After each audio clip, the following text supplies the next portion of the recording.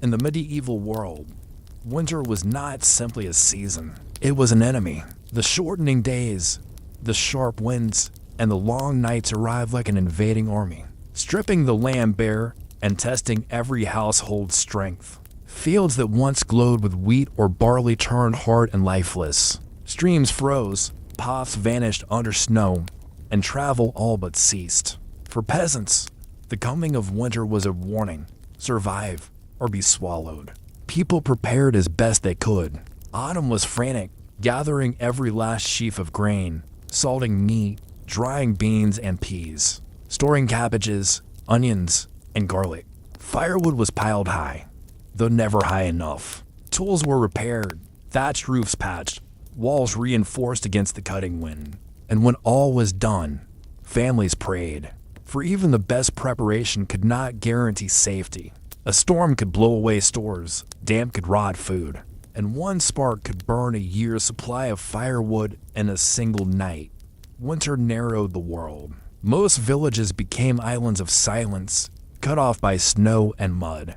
Markets emptied, trade slowed, and the only sounds were the cracking of ice and the howling of dogs. It was a season of stillness, but beneath that silence lurked fear, of hunger, of sickness, of the cold itself. For in the Middle Ages, winter was more than weather. It was survival on a knife's edge. Hunger was winter's sharpest weapon. It did not arrive with the first frost, but it lingered like a shadow, creeping closer with every passing week. Autumn stores, so carefully gathered, were never enough. What seemed like a mountain of grain in September shrank to a handful by February. Barrels once full of salted meat grew hollow. Even the best prepared families watched their cellars empty, shelves bare, and options dwindle. For the poor, hunger came early. For the desperate, it never left. Meals grew smaller as the months dragged on. Stews became little more than cloudy water with a few beans or cabbage leaves floating in it. Bread was stretched with whatever could be found: ground acorns, husks, even sawdust in the harshest times. The taste turned bitter, the texture hard as stone, but it was food, or something close to it. Families rationed each bite. Parents ate less, giving their portion to children who themselves grew pale, thin, and tired. By late winter, many households were living on scraps so meager they barely kept people standing. The poorest scavenged the land for anything edible. Roots were dug from frozen earth, nettles and weeds boiled into soups, bark stripped from trees. Dogs and cats vanished from villages, caught and eaten. Horses, if they had survived long enough, were slaughtered. But this was rare, for a horse was too valuable to kill unless hunger had already broken every other choice. Rumors always spread of darker acts, people driven to eat the flesh of the dead, or worse, turning on the living. Whether true or not, these stories carried their own weight of fear, echoing through generations. The church explained hunger as divine punishment, urging prayer and repentance. Priests reminded their flocks that Christ had fasted, that saints had lived on crumbs, and that suffering drew souls closer to heaven. Yet piety did not fill empty stomachs. For many peasants, hunger was simply the price of life, a price demanded every winter. Even in years of good harvest, food spoiled, rats invaded granaries, or thieves stole what little was left. Hunger was not an accident, but a constant, woven into the rhythm of survival. Winter hunger shaped how people thought. It bred caution and thrift. Families hid food in secret caches, buried pots of grain, or concealed loaves from neighbors. Trust thinned as bellies shrank. A neighbor today might be a beggar tomorrow, asking for bread you could not spare. Some villages banded together, sharing what they had in hopes all might endure. Others fractured, suspicion replacing fellowship. Hunger tested not only bodies but the very fabric of community. And yet, hunger also carved resilience. Children who grew up with empty bellies learned early the value of every seed, every crust. They memorized which plants were safe, which mushrooms deadly, how to stretch one onion into a pot of stew. Women learned how to thicken thin broth with flour or thistle, how to hide a morsel for the weakest. Men learned which traps might catch a rabbit in snow, which streams held fish beneath the ice. Hunger was a teacher as much as it was an enemy. It bent people, but it also sharpened their will to live. To survive a medieval winter was to wrestle constantly with emptiness. Hunger hollowed faces, stole strength, and claimed lives without mercy. But it also revealed the stubbornness of those who endured. For every family broken by famine, another clung to life, holding out for the faint green shoots of spring. In their struggle, hunger became both curse and proof that survival, even on crumbs, was possible. If hunger gnawed at the stomach, sickness struck at the body without mercy. Winter was not only a season of cold, it was a breeding ground for illness. Cramped huts, smoky air from fires, and weakened bodies created the perfect stage for disease to spread. For peasants, every cough was a threat, every fever a gamble, and every sneeze a reminder that survival was never guaranteed. The most common illnesses came from within the village itself, with water sources frozen or polluted. People drank from wells fouled by waste or melted snow mixed with dirt.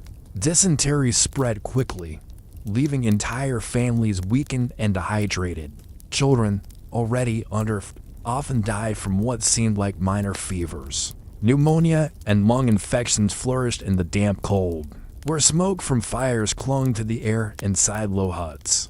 A simple chill could spiral into death within days. Skin diseases, rashes, and boils appeared in winter when washing was rare. Frostbite blackened fingers and toes, and gangrene followed. Cuts from chopping wood, burns from the hearth, or wounds from daily work turned dangerous when infections set in. Without medicine, even the smallest injury could become a death sentence. Herbal remedies helped little. The village healers offered teas, poultices, and charms. Most of the time, people endured, hoping their body was stronger than the sickness. And above all loomed the specter of plague. When it came in winter, the suffering doubled. Weak, hungry, cold villagers stood no chance against the Black Death or other epidemics. Whole households vanished. Priests refused to enter cottages, and funerals were hurried, sometimes abandoned altogether. Winter earth was too hard to dig graves, and so bodies lay in barns, ditches, or frozen fields until spring thawed the soil. Disease made winter not just hard, but horrifying. The church interpreted sickness as divine judgment. Illness was punishment for sin, people were told, or the work of demons and witches.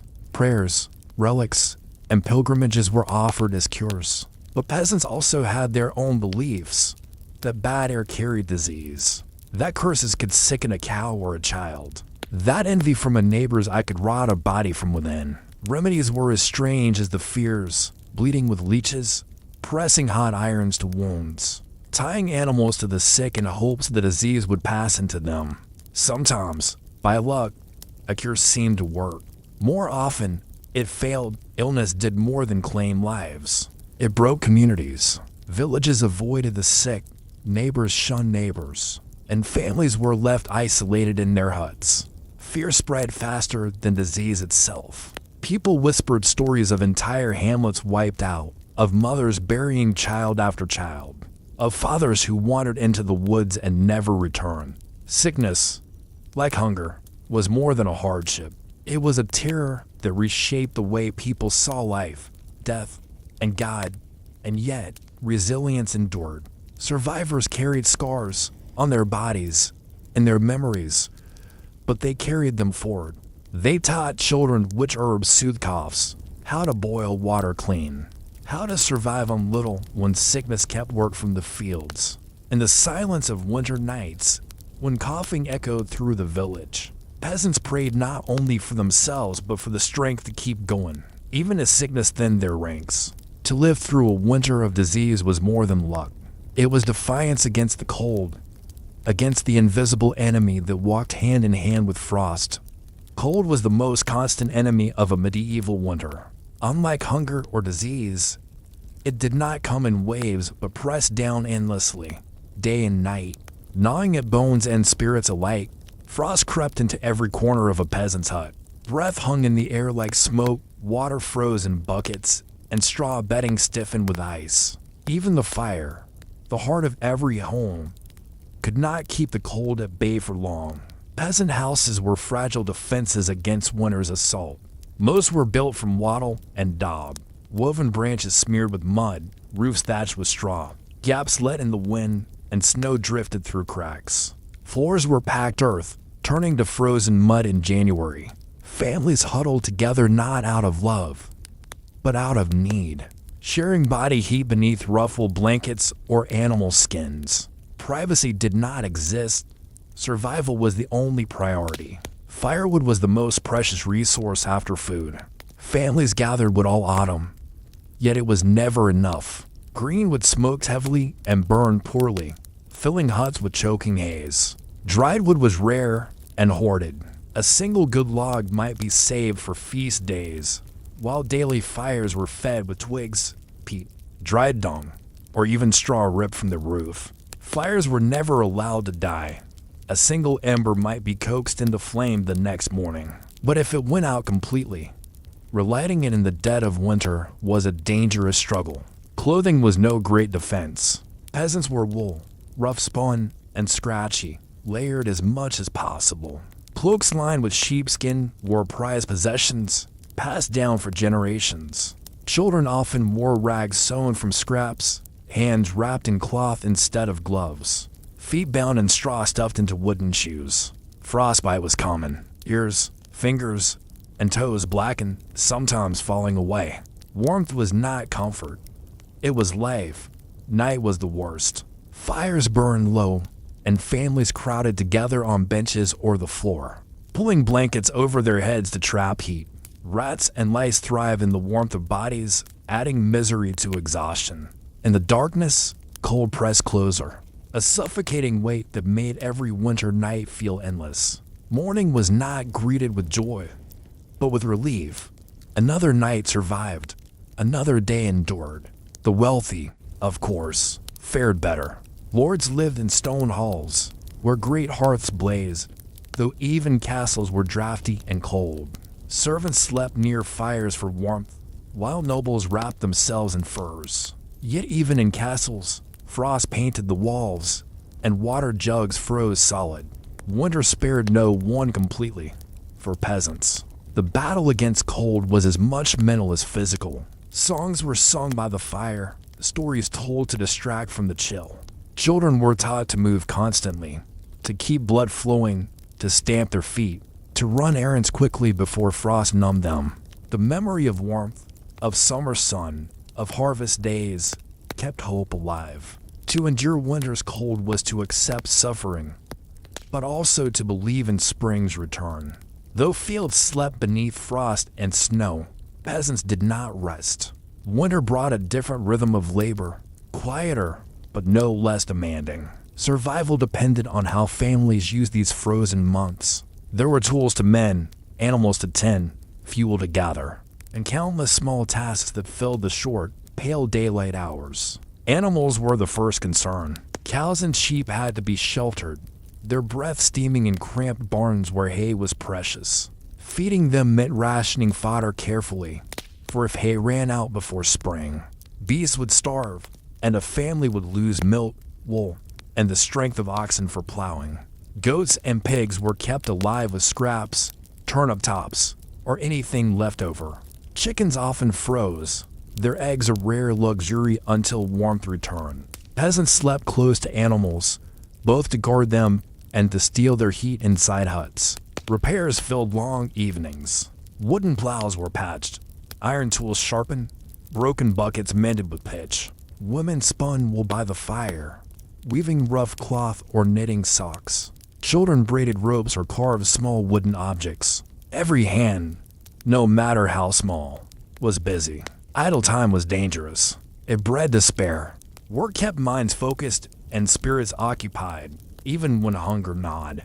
Fuel gathering continued even in snow. Men trudged into forests, dragging back branches, cutting peat from frozen ground, or scouring fields for anything that might burn. Some even stripped reeds from frozen marshes. Women and children gathered dung, dried into brittle cakes that burned with acrid smoke but gave precious warmth. Nothing was wasted. Every scrap of fuel meant another day's fire. Food preservation was another task. Salted meat had to be checked for rot. Barrels of beer or ale were watched carefully, for if they froze and burst, a winter's supply would vanish. Vegetables stored in pits were inspected. Sprouting onions, rotting cabbages, or moldy beans were culled before they spoiled the rest. Even scraps were saved, dried, or boiled into thin broths. Waste was unthinkable in a season when every crumb mattered, and there were duties beyond the home. Lords still demanded service. Winter could bring orders to haul timber, mend roads, or clear snow from manor pots. Peasants trudged out under gray skies, leaving their own huts to labor for someone else. The church also claimed time, attending mass, fasting on holy days, offering what little tithe could be spared. For the poor, faith was both burden and comfort. Winter was not idleness, but endurance through work of another kind. Each day was a puzzle. How to stretch food, how to keep warm, how to keep tools ready for spring. Survival was not only about enduring hunger or cold, but about planning and laboring so that, when the snow melted, life could begin again. For in medieval winters, work itself was hope, a sign that spring was still worth waiting for. Winter was a season of hardship, but it was also a season of ritual. For medieval peasants, faith and festivity were as important to survival as food and fire. They did not banish hunger or cold, but they gave meaning to the suffering, a rhythm to mark the slow march of the frozen months. Without these moments of light, winter's darkness would have crushed even the strongest. The most important of all was Christmas, a holy day that mingled church ritual with ancient village custom. For weeks before, anticipation built. Priests prepared special masses, candles were lit in chapels, and villagers gathered to hear stories of Christ's birth. In homes, people decorated with evergreens, holly, ivy, fir branches, symbols of life that endured even in the depths of winter. The church sanctified these traditions, but their roots went deeper, to older pagan beliefs that clung to the land. In the long nights, bonfires burned to drive away evil and welcome the return of the sun. Children sang carols, not as polished hymns, but as rough village chants passed down by memory. Food was scarce, but a feast was a feast. Families saved their best for Christmas, a goose, if one could be spared, or pork from a pig slaughtered before the worst of winter. Ale was poured, bread baked fresh, and even the poorest tried to share something better than usual. It was less about abundance and more about breaking the monotony of hunger. To eat meat, to taste sweetness, even for a single day, was to believe in joy again. These celebrations bound communities, reminding everyone that they faced the cold together. Other holy days broke the long season. Candlemas in February marked the midpoint of winter, when candles were blessed in church, a sign of light returning. Saints' days scattered through January and February were excuses for small gatherings, prayers, and sometimes merriment. In some villages, people danced in the snow, masked in animal skins or dressed as wild spirits. Old rituals meant to frighten away death and call back fertility. The church frowned on such customs, but it rarely stamped them out. For peasants, these rites were survival of a different kind. Survival of the spirit. Winter evenings, long and dark, became the stage for storytelling. Around the hearth, families told tales of saints, miracles, and martyrs, but also of giants, fairies, and monsters that stalked the frozen night. These stories taught lessons about faith, about fear, about courage, but they also gave laughter, wonder, and escape. A child listening to a story forgot hunger for a time. A weary father, recounting legends, felt his words kindle warmth stronger than the fire. Music and games also filled the cold months. Simple instruments, flutes carved from bone, drums stretched with hide, fiddles strung with gut, were brought out. Children clapped hands, danced in circles, or played guessing games. Adults joined too, for merriment was not a luxury but a necessity. In joy, people found strength to endure another day of hardship. Faith underpinned all. Every feast, every ritual, every song was tied to the belief that suffering had purpose. That endurance brought salvation. Winter fasts reminded peasants of Christ's trials, while holy feasts promised a foretaste of heaven. Even when the world seemed frozen and hopeless, the calendar of the church turned steadily, guiding the community through. To keep faith was to keep hope, and in hope was the seed of survival. Thus, medieval winter was not only famine, frost, and fear. It was also song and prayer, feast and fire. These moments of light did not erase the darkness, but they gave it meaning. And in giving meaning, they gave people strength. Without faith and festivity, winter would have been only death. With them, it became a trial that could be endured and an endurance overcome. Winter was not only a battle with hunger and frost, it was a test of human bonds. In summer, fields tied villagers together through shared labor, sowing, reaping, repairing. But in winter, when food grew scarce and days shrank, the ties of community were stretched to their limit. Cold pressed on bodies, but it was hunger that pressed on hearts. And in that pressure, true character showed itself. Some villages leaned into solidarity. Families shared what little they had, pooling food in hopes that no child would starve alone. A rabbit caught in the forest might be divided among households. Neighbors helped mend roofs, split firewood, or tend sick children. Women worked together spinning wool or baking bread, taking turns so no firewood was wasted. Men hunted in groups, knowing that one man's catch could save many. In such places, winter forged bonds of trust stronger than iron. To endure together was easier than to suffer apart. But not all communities held. Hunger bred suspicion, envy, and resentment. Families with slightly fuller granaries were accused of hoarding. A hidden loaf, discovered, could spark whispers of greed or even theft. Children begged from door to door, and those turned away carried bitterness back to their parents.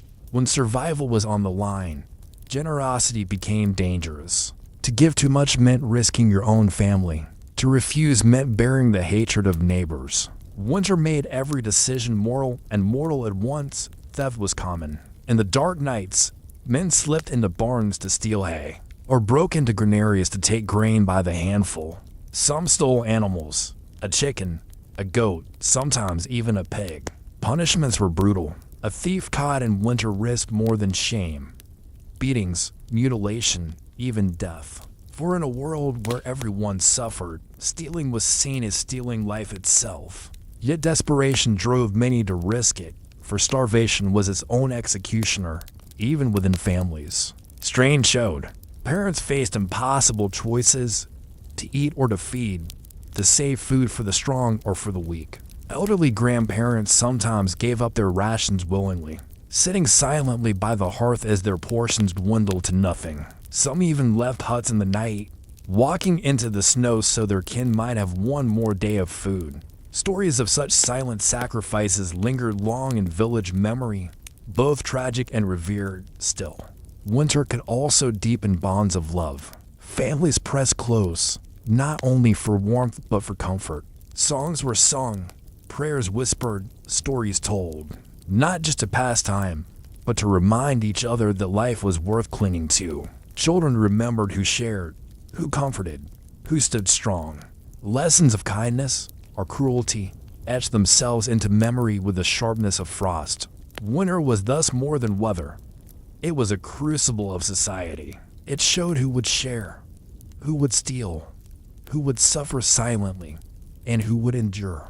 The snow covered the earth in silence, but beneath it, the drama of human hearts played louder than any storm. And when spring finally came, villages carried not only the scars of hunger and cold, but the memory of how they had treated one another in the hardest of days. Winter was not only a private struggle within huts and fields, it was also an economic season that reshaped the rhythm of medieval life. Villages and towns moved to a slower pulse, but needs did not vanish. They grew sharper.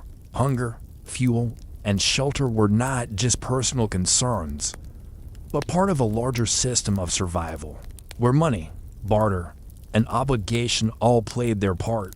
Markets shrank in the cold months. Roads turned to ice and mud, rivers froze, and carts could barely move. Merchants risked travel only for the most profitable goods: salt, iron, cloth, wine. Local markets became thin, stalls fewer, and prices higher. A sack of grain in January might cost double what it did in September. Meat, already scarce, became luxury.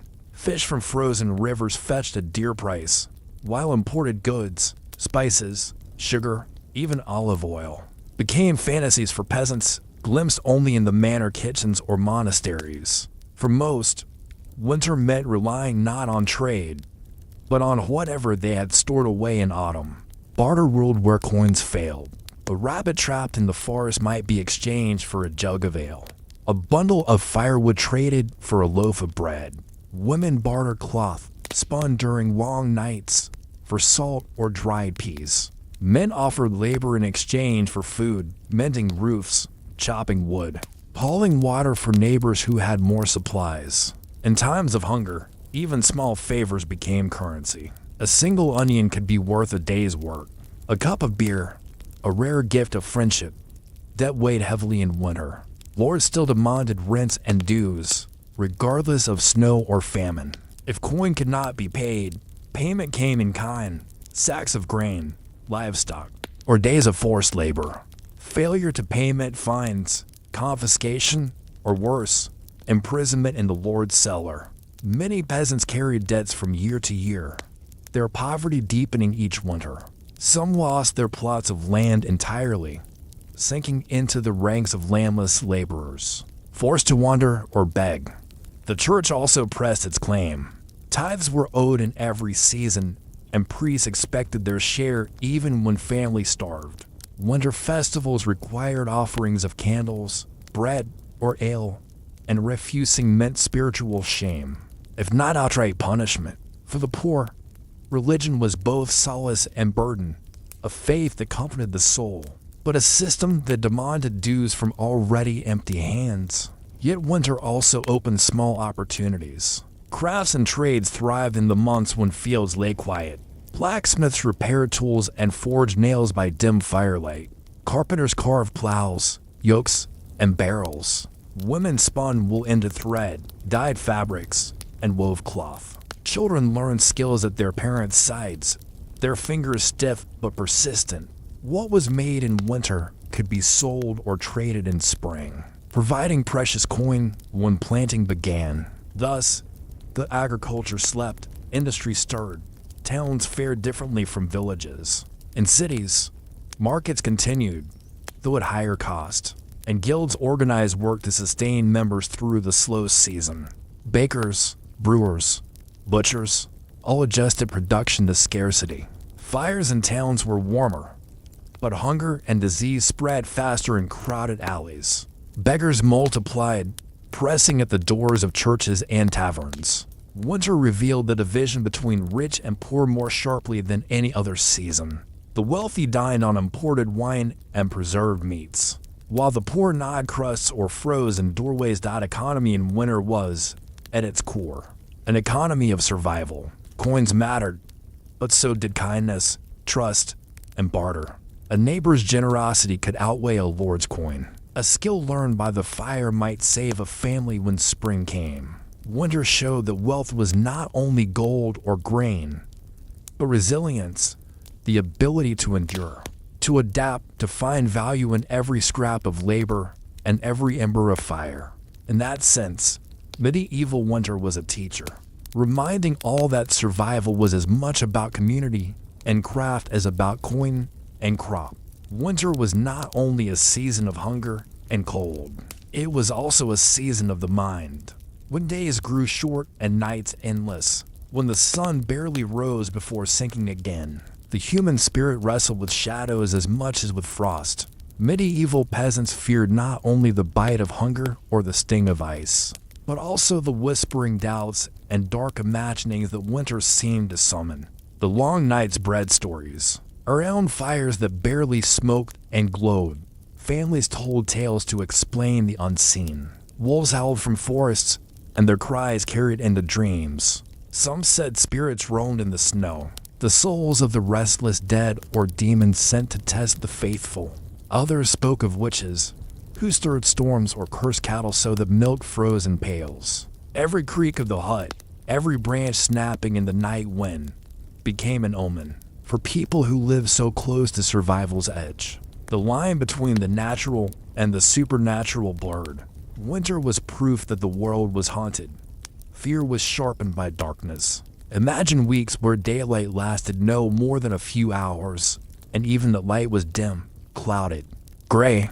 The rest was shadow, and in shadow, imagination thrived.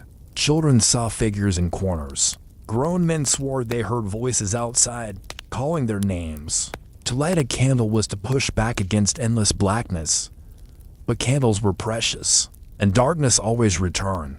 Minds grew restless, nerves raw. Winter's silence could be as heavy as hunger. Faith, therefore, became a shield. Priests reminded their flocks that Christ was born in winter. That light shone in the darkest season, and that to endure suffering was to share in his trials. Bells rang in the cold air, calling villagers to prayer. Processions with candles lit the snow, turning bleak nights into moving seas of flickering flame. Rituals gave shape to fear, fasting, prayers, blessings of food and fire.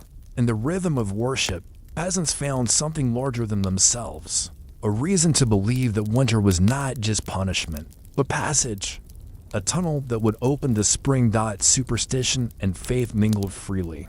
Amulets of bone or iron were hung above doors to ward off spirits. Herbs were burned to chase away sickness or evil. Charms were whispered over children's beds, while holy water was sprinkled on doorsteps to protect against what might prowl in the snow. For some, these acts were desperate. For others, they were traditions as natural as breathing. When survival was fragile, no power, divine or earthly, was dismissed outright. Winter also shaped dreams. In the cold, with work slowed, imagination roamed further. Children dreamed of summer fields, of warm bread and fruit. Adults dreamed of better fortunes, a larger harvest, relief from taxes, freedom from lords. Even the poorest clung to visions of spring, of green shoots pushing through snow. Winter was cruel, but it also carved space for longing, for reflection, for stories that would outlast the cold itself. At its heart, winter was a test not only of bodies but of souls. The darkness pressed heavily, whispering despair. Yet even in the deepest night, a single flame could inspire hope.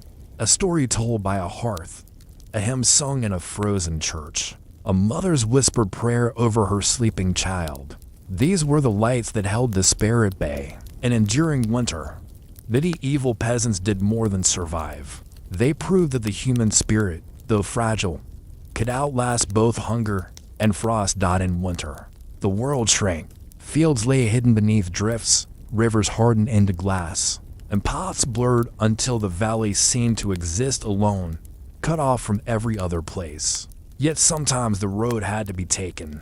A tax was due. A message had to be carried. A marriage promised. A death announced. And so, even in the depth of snow, boots pressed into the frozen ground. Carts creaked on icy wheels, and bells rang on horse harnesses that steamed with frost. Travel in winter was a gamble against nature. Snow covered familiar landmarks. The hill that guided summer shepherds vanished into a white horizon. Frostbite gnawed at fingers and toes, while the wind whipped through wool and fur as if they were thin paper. A man could leave one village with strong steps and be found days later, only as a shade beneath a drift. Wolves haunted the roads. Hunger drove them down from forests, their packs bold enough to follow travelers for miles. Waiting for weakness, the howling of wolves on a frozen night was enough to chill marrow more than the cold itself. Villagers told of sledges surrounded, horses torn down, and men who vanished in a flurry of teeth. And yet, winter roads also carried hope. A peddler arriving in January brought needles, salt, or a ribbon of color to brighten the gray. A messenger could bring news of a birth or of peace between lords. Sometimes a stranger's arrival meant stories that cracked the silence of the snow. Like firewood splitting in the hearth. A story, Tomas on the winter road. Tomas was 15 when the priest asked him to carry word to a village beyond the ridge. Old Stefan had died, and his brother must come for the burial. It was a duty, sacred as prayer, and though Tomas's mother wept at the thought, he wrapped his cloak tight and set out at dawn. The snow was knee-deep, the air sharp with the taste of iron. He knew the summer path well, a bend past the stream, a climb through the birch grove. But in winter, the world was changed. The stream was frozen, smooth as a mirror. The grove was only a tangle of white limbs. The sun shone pale, giving no warmth, and the silence pressed heavy on his ears. Midway, clouds gathered and snow began to fall. At first soft, then thick, the flakes blinded him. The path vanished. He turned in circles, his breath fast, his heart thudding with fear. Somewhere far off, a wolf howled. He stumbled onward, clutching the small wooden cross the priest had given him. His legs shook, his cheeks burned raw. At last he saw a shape in the storm, not a man, but a lone pine tree leaning crooked, which he remembered from summer. It gave him direction. He pressed on, every step a prayer out by dusk, when his strength nearly failed. A lantern glow flickered through the storm.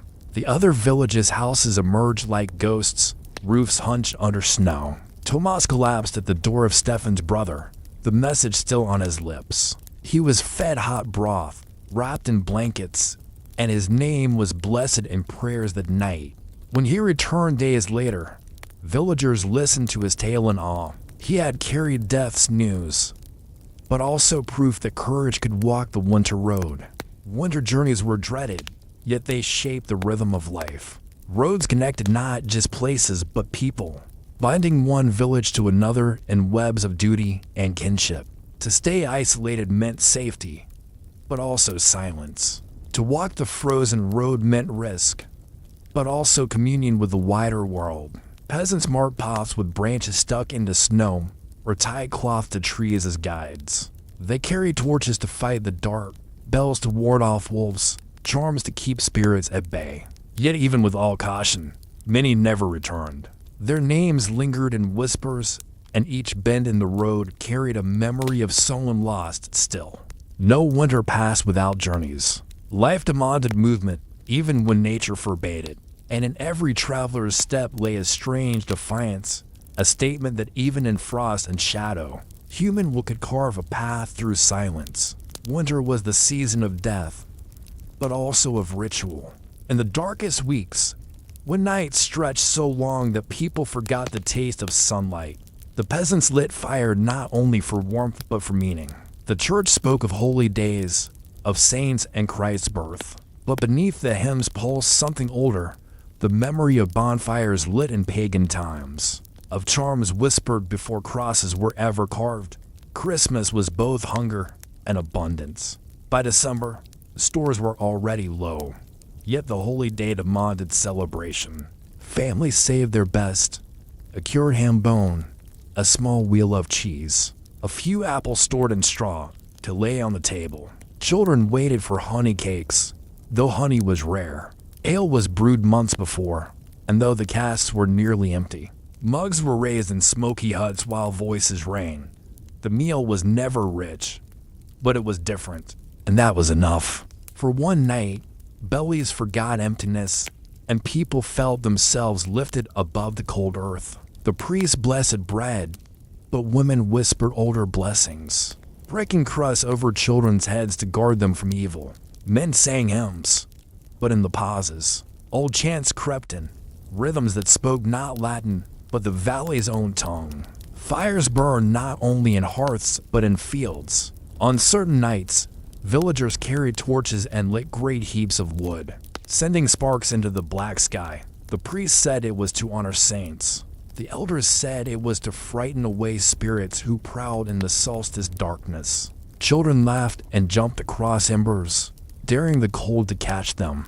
The smell of pine smoke clung to hair and cloaks for days. People believed fire bridged worlds. A burning log on Christmas Eve was kept smoldering until dawn, for to let it die was to invite misfortune. Ashes from bonfires were scattered in fields, promising fertility. Coals carried from house to house were tokens of friendship, binding neighbors against the cruelty of frost. The holy nights after Christmas were also nights of whispers and wonders. Girls gathered with candles and bowls of water, hoping to glimpse the faces of their future husbands. Boys tied straw dolls and set them afloat on icy streams, watching which drifted faster. A sign of strength. Women listened for knocks on windows. If 3 came, it meant death would enter the house before the year's end. The priest thundered against these customs, calling them sinful.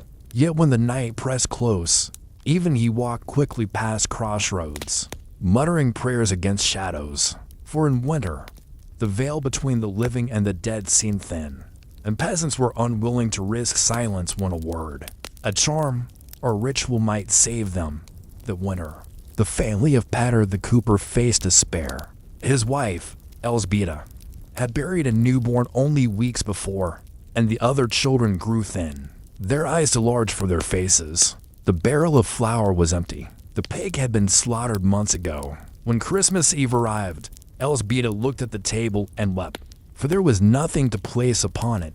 But Pater refused to let the holy night pass without fire. He went to the woods and cut pine branches, carrying them back on his shoulders. He gathered his children and lit the hearth with ceremony, speaking words he had learned from his grandfather. As this fire lives, so shall we. For food, they had only a pot of broth made from bones boiled a third time, and a crust of bread so stale it had to be soaked in the broth to soften. Yet Elsbeta placed the bread on the table as if it were a feast. The children ate in silence, but when Pater raised his mug of weak ale and began to sing, their voices joined his neighbors. Hearing the song through the snow came one by one. Old Marta brought a wedge of cheese, Yannick the shepherd offered a flask of milk, and even the poorest child carried a dried apple. Soon the table filled, not richly, but enough. Laughter rose with the smoke. Elsbeta, her cheeks wet with tears, whispered that the Christ child himself had sent them angels in the form of neighbors. That night, the family did not go hungry. They went to sleep with bellies warm and hearts steadied. And in the morning, the children remembered not the empty larder, but the singing, the firelight, and the kindness that had turned nothing into abundance. Rituals gave meaning to suffering. Christmas reminded peasants that even in want, they could be part of something larger than hunger. Fires burned away not only frost, but fear. Fortune-telling gave hope, however foolish, to hearts weighed down by despair. And the story of Pater's family was not unique. In every village, there were nights when food failed, but spirit endured. Winter demanded endurance, but ritual endurance endurance possible. In the act of gathering, singing, burning, and blessing, peasants claimed victory over the darkness, if only for a night. For though lords ruled their bodies and priests ruled their souls, on winter nights by the fire, peasants ruled their own meaning. The year had ended with no abundance. The harvest was thin, the grains wheat, the store small. Edward, the head of the family, had filled his wooden bins with what little barley and rye could be saved. But even as the lids closed, he knew the food would not last until spring. He counted the sacks again and again, as if numbers might change under his eyes. They never did. His wife, Agnes, worked beside him. Her hands were raw from grinding flour and salting what little pork they had slaughtered in November. The children, 3 of them, all under 10, watched with wide eyes, already learning that hunger was not a stranger, but a neighbor who stayed long through the cold months. Winter struck early that year. The first snow had fallen in November, thick and wet, covering the fields before the last stubble was cut. By December, the earth lay buried under white silence, and the road to the nearest market town was nothing but a frozen scar between black trees. Edward had no horse, no cart, only his own legs, and with each storm, even walking became a gamble against frostbite. Inside the cottage, smoke filled the rafters. The fire in the hearth was weak, for wood was scarce. Edward and his eldest son, a boy of 9, had spent days gathering fallen branches from the forest edge. But even then, the pile beside the door shrank quickly. Agnes scolded the children whenever they opened the door too long. For every gust of wind stole warmth from the room. Meals were smaller each day. A crust of bread, thin porridge, sometimes a piece of dried meat if the day had been long and cold. The children never complained aloud, but Edward heard their stomachs growling at night when the cottage lay still. He lay awake, staring at the rafters, wondering how many days he could stretch the food if he cut his own portion shorter. Agnes did the same without speaking of it, her body growing thinner under her heavy wool dress. Neighbors fared no better. Old Marta, who lived in a hut by the stream, came knocking one night, her face blue with cold. She asked for a cup of flour, swearing she would repay it come spring. Edward gave it, though his heart tightened. He knew spring would not be generous enough for her to repay. Yet how could he send her away? They had once stood together at baptisms, at weddings, at funerals. Now hunger made every kindness feel like betrayal of one's own kin. The nights grew long, so long that children forgot what sunlight looked like. Frost crept across the inside of the cottage walls, shining in the dim firelight like ghostly vines. Sometimes the sound of wolves echoed from the forest, their howls sharp, desperate. Carried by the wind, Edward lay awake, clutching his axe, though he knew the beasts feared fire more than men. Still, he feared what hunger could drive them to. Sickness followed hunger. First a cough in the youngest, then fevers that burned like fire under too many blankets. Agnes boiled herbs, mint, thyme, anything she had dried from the summer, but they did little. Edward carried water from the frozen stream, breaking the ice with an axe. But even water tasted like metal and smoke, yet the family endured. Day by day, they woke, they worked, they prayed. Edward taught the children to weave straw into mats to cover the floor. Agnes mended clothes again and again until patches covered patches. The old man, Edward's father, sat by the hearth telling stories of winters past winters when rivers froze solid, when whole flocks of sheep vanished in snowstorms, when men walked for days and found only whiteness around them. He told the children, "We survived then, and we will survive now." But Edward knew the truth. Survival was never promised. Each winter was a coin toss, and sometimes the coin fell wrong.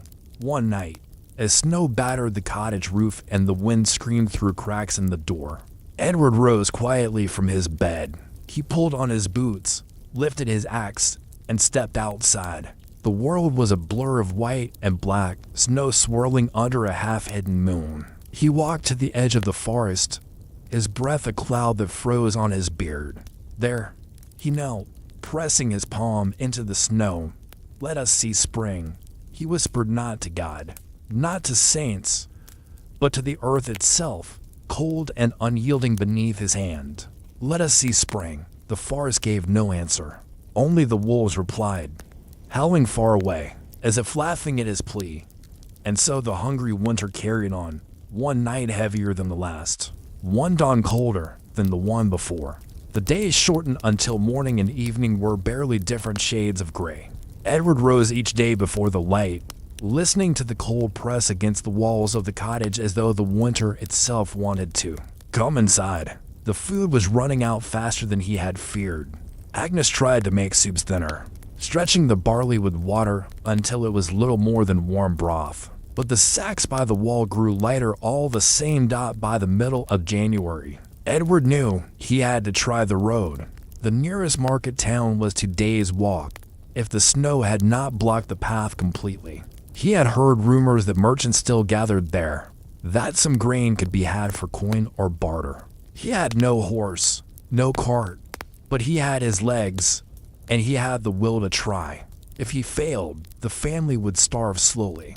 If he succeeded, they might see spring. Agnes begged him not to go. She stood at the doorway, her face pale, her hands clutching his sleeve. "The wolves," she whispered.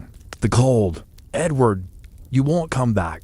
He placed his hand on her cheek, rough and cracked from cold. "I will come back," he said, though he did not believe his own words fully.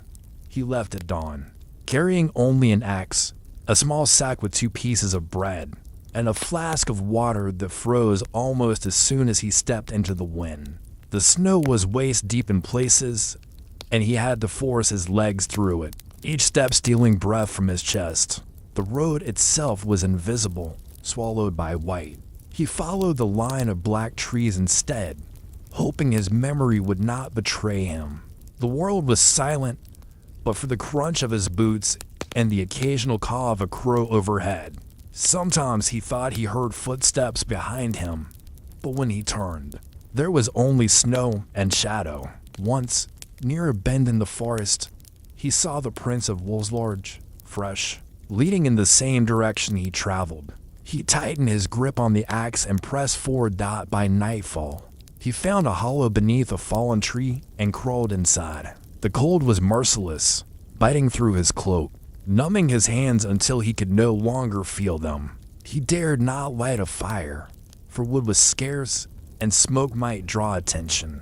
He ate half a crust of bread, chewing slowly, making it last as long as possible. Then he lay in the dark, listening to the distant howls of wolves and the groaning of the frozen trees. Sleep was shallow, broken by shivers and dreams. He dreamed of his children, their faces pale, their eyes wide with hunger. He dreamed of spring, green fields waving in sunlight, but every time he reached for them, the snow buried them again. He woke with frost clinging to his beard and his body aching as if he had aged 10 years in a night.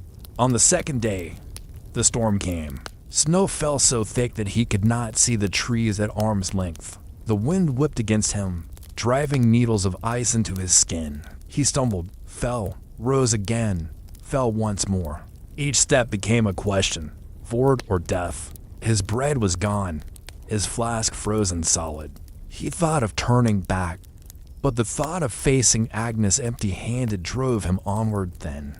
Through the storm, he saw it, a flicker of light, faint but steady. He thought at first it was a trick of his frozen eyes, but it glowed again, orange against the white. He stumbled toward it, his legs failing beneath him, until he fell face first into the snow. Rough hands dragged him up. Voices, muffled and harsh, shouted in a tongue he did not recognize at first. He blinked, and shapes emerged to men, cloaked in furs, their faces shadowed by hoods. They carried him to a hut, small but sturdy, hidden in the forest. Inside, fire roared in a stone hearth. The heat was unbearable at first, like stepping into summer. Edward collapsed near the flames, his body shaking as life crawled back into his limbs. The men watched him silently, their eyes sharp, their movements slow and deliberate. When he finally found his voice, he whispered, "Thank you." One of them grunted, then spoke in broken words of Edward's tongue. "You from Valley?" Edward nodded. The man exchanged a look with his companion, then set down a clay bowl of stew before him. Edward ate greedily, though his hands shook so badly he spilled half. As the storm raged outside, Edward realized he had stumbled not upon bandits, as he first feared, but upon wanderers, men who lived between villages, traders of fur, bone, and secrets.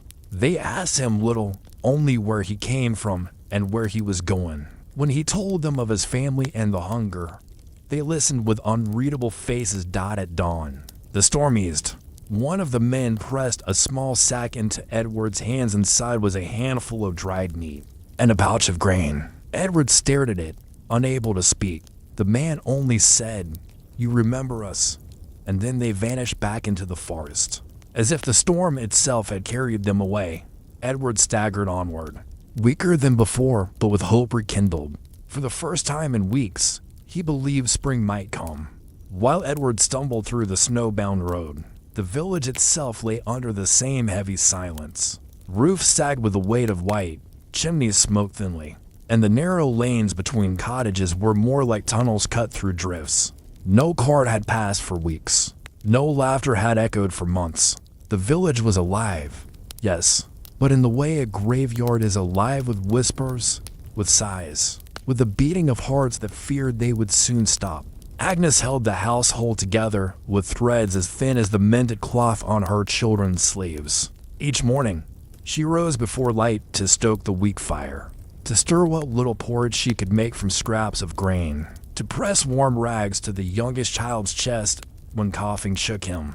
Her hands were cracked, bleeding from cold, but she hid them under her apron so the children would not see. The neighbors were restless. Hunger made them suspicious, even cruel. The widow Helga accused Marta of stealing wood from her pile.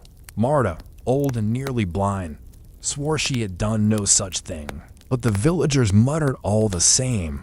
Another man, Rolf, was caught sneaking to the smokehouse of a family richer than most. He was beaten, not harshly, but enough to remind him that hunger did not excuse theft. Yet everyone knew, by spring, such beatings might grow harsher. At night, the village gathered little. The chapel door was often closed, for Tom, the priest, had fallen ill himself. His sermons reduced to whispers from his bed. Without his voice, the people lacked even the illusion of order. They huddled in their cottages, listening to the wolves outside and the wind within. Waiting for either death or morning, whichever came first, Agnes tried to keep hope alive. She told the children stories by the heart, stories of summers past, of festivals where music and laughter filled the air, of bread loaves so large they could not be carried by one person alone. The children listened with wide eyes, though even they knew such days were dreams, not promises. When the fire burned low and shadows crept across the floor, Agnes herself sometimes doubted the words she spoke. One evening, Marta came to their door again. Her cheeks were hollow, her breath wheezing in her chest. She held out a bundle of dried herbs. For the cough, she rasped, "Take them, my son. Died with the same sickness. Maybe this will help your little one." Agnes took them, her hands trembling. "You should keep these for yourself." Marta shook her head. "Too late for me, not too late for him." And then she turned away, her figure swallowed by the snow. That night, Agnes boiled the herbs and gave the steaming drink to her youngest. He coughed still, but his eyes grew heavier, his breathing easier. Agnes wept silently as she watched him sleep, unsure whether she cried from relief or from fear of what morning might bring. Meanwhile, rumors drifted through the village like smoke. Some said men had frozen to death on the northern road, their bodies stiff in the snow. Others whispered of travelers who had vanished entirely, taken not by frost, but by hands unseen. Children told tales of a black figure moving at the forest edge, taller than a man, watching from the trees. Whether it was a wolf, a bandit, or a spirit, none could say. But the fear it brought was real enough. The village well grew quieter. People came less often, fearing both sickness and one another. Buckets were lowered quickly, ropes creaking in the silence. Sometimes neighbors avoided each other's eyes, ashamed to be seen counting every drop. As January deepened, Agnes felt time itself grow heavy. Days blurred into one another, marked only by the shrinking woodpile and the emptier sacks. Each dawn was a victory, each dusk a surrender, and still Edward had not returned. She told herself he would, that he must, but the nights grew longer, the wind sharper, and the silence around the cottage deeper. In those nights, she sometimes dreamed. She dreamed of the earth itself, vast and white, opening like a mouth to swallow the village whole. She dreamed of Edward walking endlessly through snow, his figure growing smaller until it vanished. She dreamed of her children grown thin and quiet, lying still under blankets that no longer warmed them. And when she woke, the dreams clung to her like frost. She whispered prayers into the darkness, not knowing whether anyone heard. Edward reached the market town on the evening of the third day. His legs were numb, his breath shallow, and his eyes stung from the snow. The gate stood open, half buried in drifts, as if the guards had long since abandoned the effort of keeping watch. He staggered through, his boots slipping on the ice-slick cobbles, and the sight that met him was worse than anything he had imagined. The town, once loud with merchants and travelers, was nearly silent. Stalls stood empty, their roofs sagging under snow. Shops shuttered, doors barred. Only a few figures moved along the main street, thin men with hollow eyes, women wrapped in rags, children darting like shadows between doorways. The air smelled not of spice or bread, but of smoke, rot, and sickness. Edward pulled his cloak tighter and pressed onward. He saw a woman kneeling in the snow beside a bundle that did not move. She rocked back and forth, whispering to it, and when Edward came closer, he realized it was a child wrapped tightly in cloth, its face gray with cold. He wanted to stop, to say something, but no words came. The woman did not even look at him. The marketplace itself was worse. Once, it had been a place of shouting voices, of coins clinking, of deals struck and laughter shared. Now it was a graveyard of wood and frost. A few merchants lingered, but their wares were pitiful sacks of half-rotten grain, scraps of dried meat, bundles of firewood priced like silver. Edward approached one, a man in a heavy fur cloak, and offered the little coin he had saved. The merchant sneered. Not enough. His voice was harsh, like stone scraping. Everyone is hungry. Everyone is cold. Bring me more, or beg elsewhere. Edward's hand tightened on the axe at his belt, but he forced himself to let go. Violence here would end him faster than hunger at home. He moved on, asking, bargaining, pleading. Some turned him away. Some mocked him. A few offered him handfuls of grain, but always for more than he had got at last. He found an old man sitting alone by a cart. His wares were strange bones, carved trinkets, bundles of herbs that smelled sharp and bitter.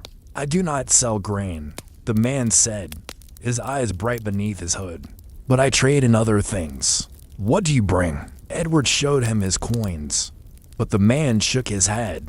No, I want stories. Edward stared. Stories? Yes. Tell me your winter.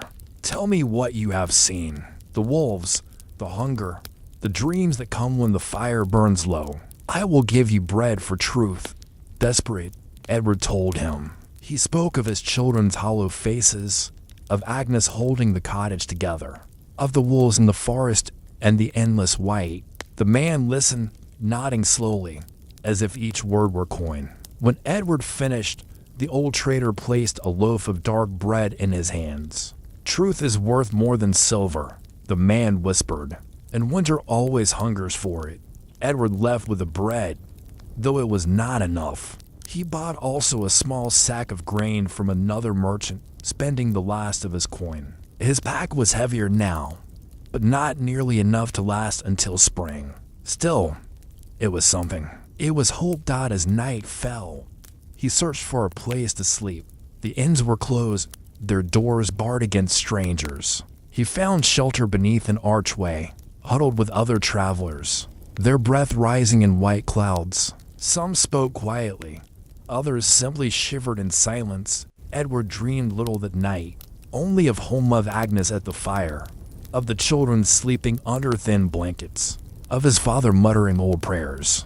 He woke before dawn, rose stiffly, and turned his steps back toward the valley. Behind him, the market town lay silent, a skeleton of what it had once been. Ahead, the snow stretched endless, and somewhere between, the fate of his family waited. Edward left the market town before dawn, when the street still lay in silence and frost painted every shutter and door. His pack was heavier than before. Grain, bread, a little dried meat, but far too light for what his family needed. Still, it was all he could carry, all he could hope for. The wind cut at his face as he stepped into the open country, and behind him the town shrank into shadow, as lifeless as a tomb. The first miles passed slowly. The road was hidden under snow, the stones slick with ice. Edward followed the path by memory more than sight, keeping the line of the forest always to his left. His breath froze on his beard, his hands ached with cold, and every step sent pain through his legs. Yet he pressed onward, whispering to himself, "Home, home, home." The word became a rhythm, a heartbeat louder than the wind. Out by midday, the sky darkened. Clouds rolled in thick and low, and the air carried the scent of storm. Edward quickened his pace, though each step was heavier than the last. He knew the danger of being caught in a blizzard far from shelter. The snow began before long, light at first, then heavier, until flakes stung his face like sand. By nightfall, he was lost. The road vanished. The trees loomed close, their branches heavy with white, their shapes like frozen giants. Edward stumbled through drifts, his pack dragging him down, his body numb with fatigue. He thought of Agnes, of the children, of the old man by the fire. He could not die here, not with the grain still on his back at last. He found a hollow beneath a rocky outcrop and crawled inside. The wind screamed outside, but the stones shielded him somewhat. He dared to light a small fire with the scraps of what he carried, its glow weak but precious. He ate a little bread, drinking melted snow from his palm, and wrapped his cloak tighter around himself. Sleep came in fragments, broken by dreams of wolves. In his dream, they circled him, their eyes burning like coals, their teeth bright in the snow. He swung his axe, but it passed through smoke. Then he woke, the fire half dead, and realized the howls were real. Somewhere in the storm, wolves called to one another, closer than before. He fed the fire desperately, watching the sparks fly upward, praying the beast feared flame more than hunger. The howls faded after an hour, but Edward did not sleep again. He sat with his axe in hand, eyes fixed on the dark beyond the flames, until gray light seeped into the sky. The next day was worse. His legs shook with weakness, his eyes blurred. The snow was deeper, the drifts higher. Several times he fell, the weight of the pack pinning him down, and only with great effort did he rise again. His breath rasped in his chest, each inhalation a knife. But he thought of his children's hollow faces, and he staggered on Dot by late afternoon. He saw a movement ahead, a figure crossing the snow. At first he thought it a traveler like himself, but as he neared, he saw it was a woman. She was tall, wrapped in furs, her face hidden by a hood. She carried no pack, no axe, only a staff of dark wood. Edward called out, but she did not answer. She only stopped, turning slowly to face him. Her hood fell back slightly, and he saw a pale face, eyes so dark they seemed bottomless. She raised her hand not in greeting, but as if in warning. Edward froze. The wind howled between them, carrying snow like knives. For a long moment they stood, man and woman, strangers in the white void. Then she lowered her hand and walked into the forest, vanishing as if the trees had swallowed her whole. Edward's heart pounded. He knew no villager, no traveler, could move so easily through snow. Was she a spirit, a witch, or only a woman hardened by winter? He could not tell, but the sight of her lingered long after she disappeared. The night, he dreamed again, this time not of wolves, but of the woman. She stood in his cottage by the hearth, her dark eyes watching his children as they slept. She placed her hand on each of their foreheads, and when she withdrew, their faces were peaceful, free of hunger. Then he woke, shivering, with no fire left and the cold gnawing at his bones. The journey stretched into endless days. Edward no longer measured time by sun or moon, but by each step, each breath, each fall and rise. When at last he saw the outline of the valley, his legs nearly gave way. Smoke rose faintly from chimneys. The sight of it filled him with such fierce relief that he almost wept. He stumbled down the last slope, pack heavy, body weak, but heart strong. The road had not taken him. The storm had not buried him. The wolves had not claimed him. He had survived. But as he neared the village, he saw fewer footprints in the snow than before, and the silence that hung over the cottages was deeper than he remembered. When Edward reached the edge of the village, snow whispered beneath his boots like sand.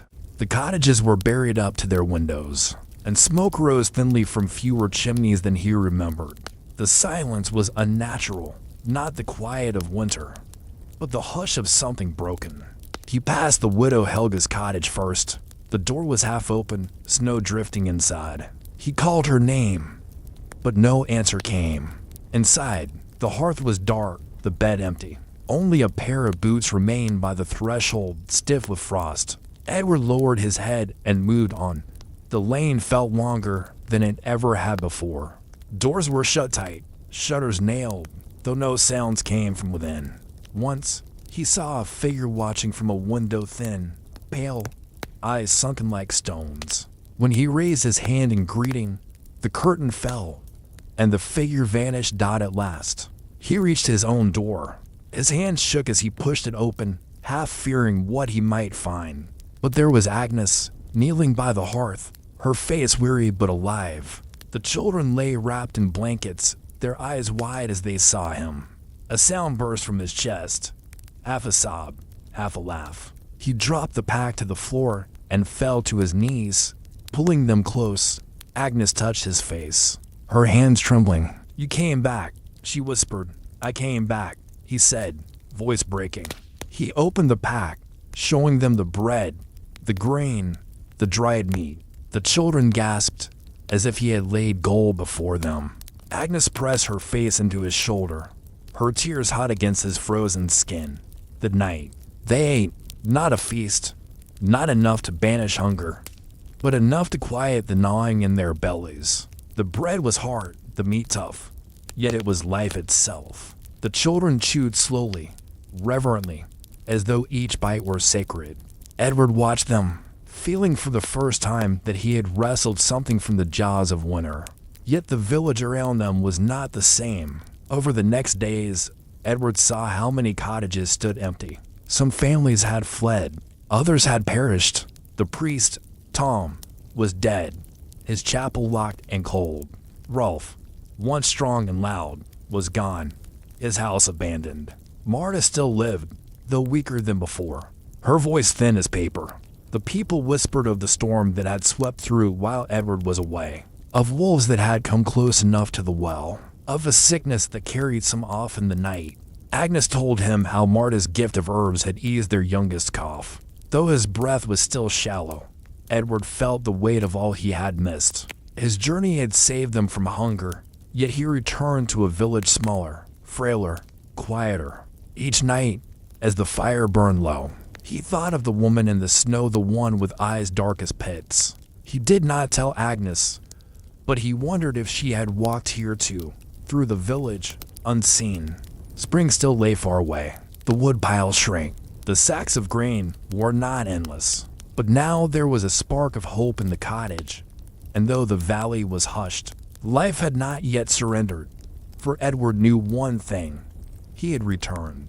And while he breathed, his family would not fall. For a time, the cottage was filled with warmth. Agnes tended the fire.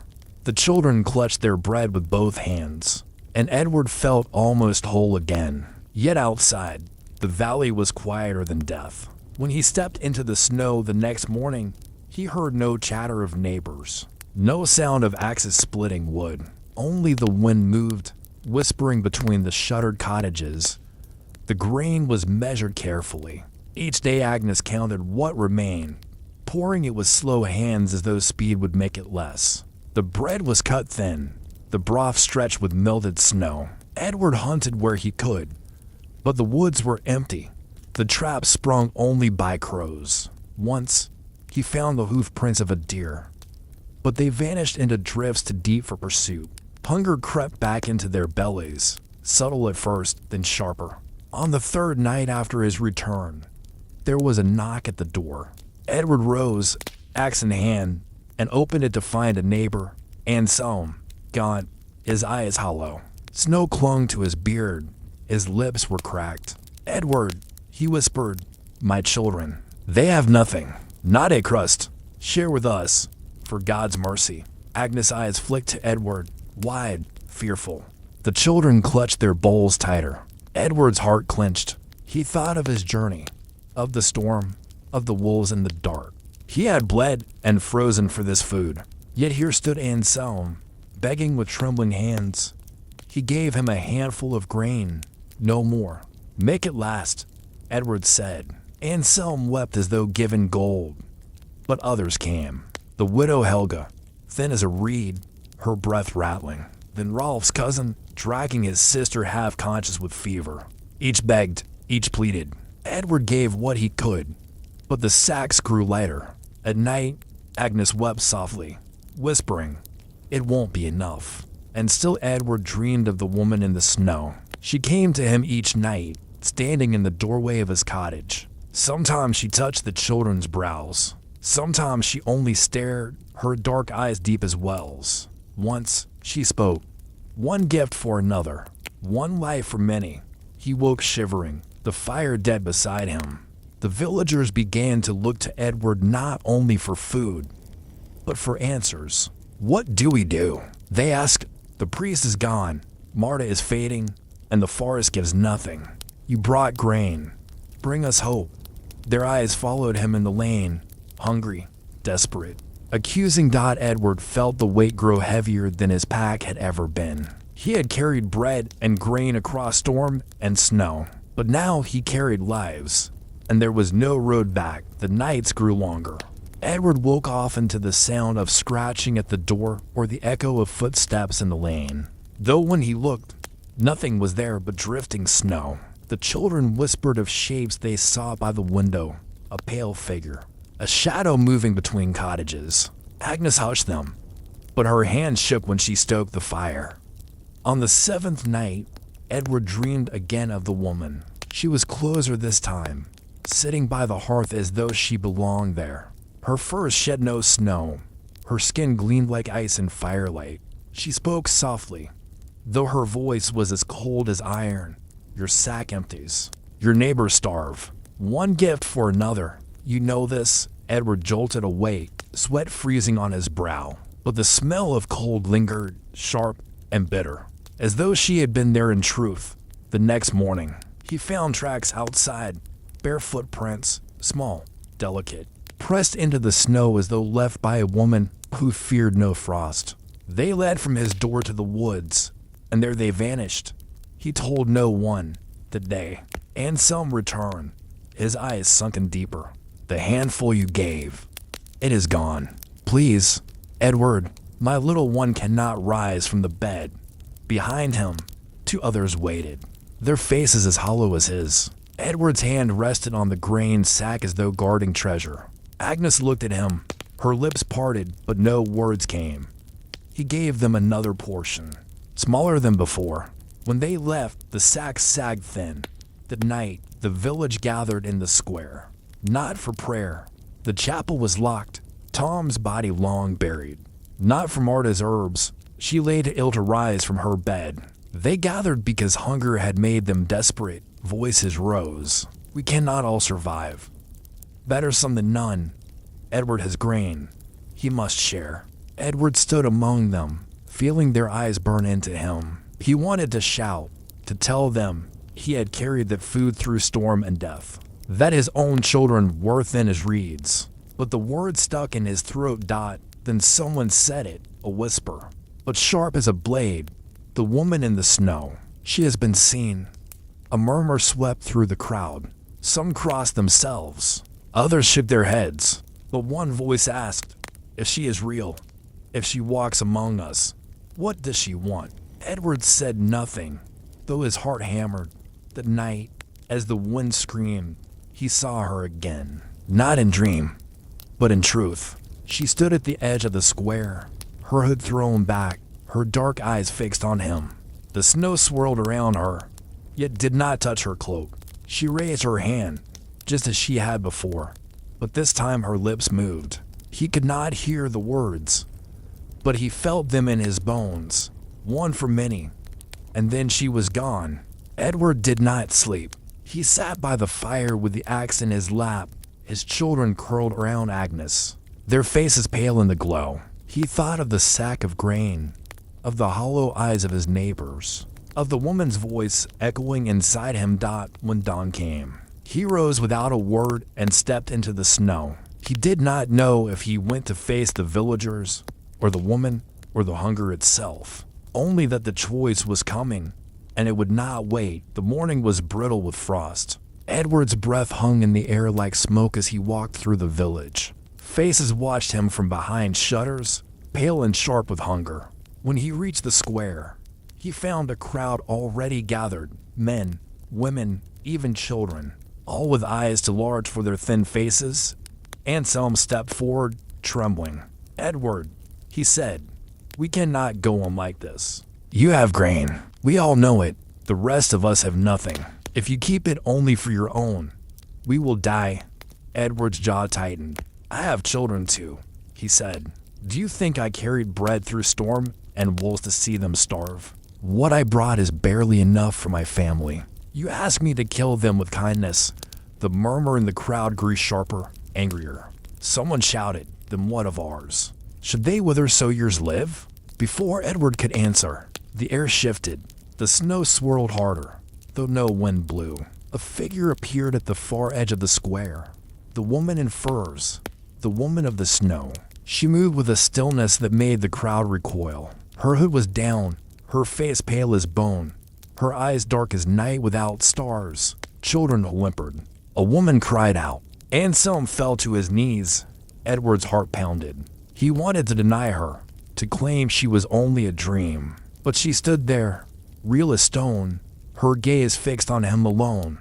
She raised her hand, and though her lips did not move, every soul in the square heard her words. "One life for many, one gift, and the hunger will pass you by." Gasps spread through the crowd. Some crossed themselves, some dropped to the snow in fear.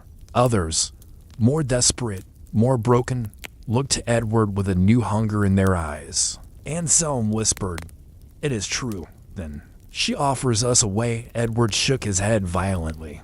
"No, she is no saint. She is no angel. She is winter itself, and winter takes, it never gives." But the crowd wavered. Hope, even dark hope, was stronger than despair. Their eyes turned from Edward's sack to his children. Agnes appeared then, clutching the youngest to her chest, her face pale with terror. "No," she cried. "You will not touch them." The woman in the snow lowered her hand, her gaze never leaving Edward. "Choose," the voice echoed in his skull. "If you do not, they will choose for you." The storm thickened. Snow whirled until the cottages blurred, until the crowd seemed shadows in a white void. Edward gripped his axe, his breath ragged. Around him, the villagers pressed closer, torn between pleading and rage. And above them all, the woman stood silent, patient, waiting. The storm did not break. It pressed down on the village like a lid, swallowing sound and sight. The cottages disappeared behind a veil of white. The familiar lanes turned to nothing but drifting shadows. Only the square remained, a hollow of trampled snow and desperate voices. Edward stood at its center, his axe in hand, his breath steaming in the frigid air. Around him, the villagers circled closer, their shapes blurred by the storm, their eyes sharp with hunger and fear. Some called his name, some begged, some cursed. All waited. Anselm's voice cut through the murmur, ragged and broken. "Edward, she has spoken. You heard her. We all did. The earth demands a gift, and she is its messenger. Give it, and our children will live. Refuse, and we all die." "No," Edward growled. His voice was low, but carried like iron. "She is no messenger. She is winter itself. She feeds on our weakness, on our fear. You would give her your child. You would give her mine. What kind of salvation is that?" A woman's cry answered him. Helga, the widow. Her body so thin it seemed the snow might carry her away. She stepped forward, clutching a bundle to her chest. The cloth fell back, and Edward saw the limp face of her son. His eyes were closed, his lips cracked, his breath a shallow flicker.